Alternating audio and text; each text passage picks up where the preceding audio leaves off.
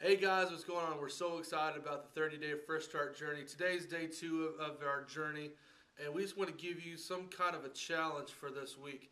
And our challenge for this week is God revealed himself to you, figuring out how God reveals things to you. And before we get into our scripture and to the other things like that, we figure out, why do we need this? Well, it's a good thing to figure it out on this journey, because if we don't figure out how God reveals himself to us during this 30-day journey, this could be a long journey. But other than that, we all want to see God reveal himself to us in different situations. And especially in today's society where we're getting so busy, we're going from A to B, we're going straight from work to different kind of events or activities to, or some of us may work late at night with some of the students. And so life gets so busy and so hectic sometimes we forget to see God in different situations. Well, we're going to focus our scripture in Romans chapter 1 verses 20 and 21, where it talks about God revealing himself through creation. And so that we're going to go for four different things that how God reveals himself to us. And the first one is the outwardly way of expressing himself or revealing himself to us. And that right there goes straight into the scripture that we want to talk about, is in Romans 1 chapter 20, where it talks about God revealing himself through creation. You know, you can look over all these great landscapes, the mountains. You can look at the ocean. Some people see God through on the lake. Or for myself, when I'm out in the airplane, I kind of look out the window and I just see the sky. Or I'll look down and I'll see the city that we're flying over. It takes me back. It gives me back perspective of what God's wanting to do, and how big God is, and how small our situations are. And so for me, you know, being out on the ocean on a cruise or a course, and also flying somewhere, to seeing God, how big he is and how great he is, it just reveals himself in different ways in the outwardly way of creation. The second thing is this, the inwardly way. In Romans chapter 2 verse 15, it talks about how we have the natural or internally knowing between what's right and what's wrong. And it's up to us whether we are going to listen to that conscious, some of us call it conscious, some people, you call it whatever you want. God talks to us through our heart, through our mind.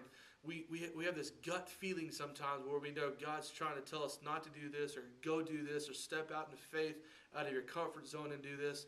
A lot of times we're like, is this God or is this me? The best way to figure that out is if you keep praying, you keep seeking. God's not going to be wishy-washy on calling you something.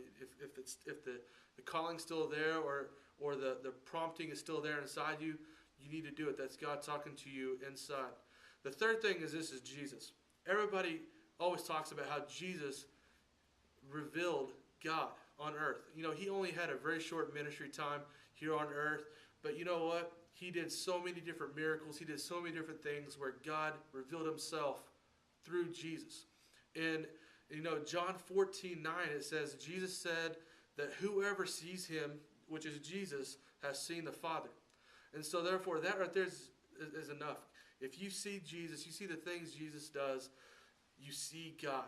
You know, God is full of grace. God is full of love. God is full of mercy. God is full of compassion. He's full of miracles for you that he'll give to you in your life.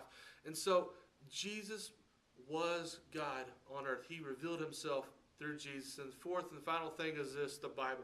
You know, we always talk about the Bible, but this is more than just a book. This is our answer to everything.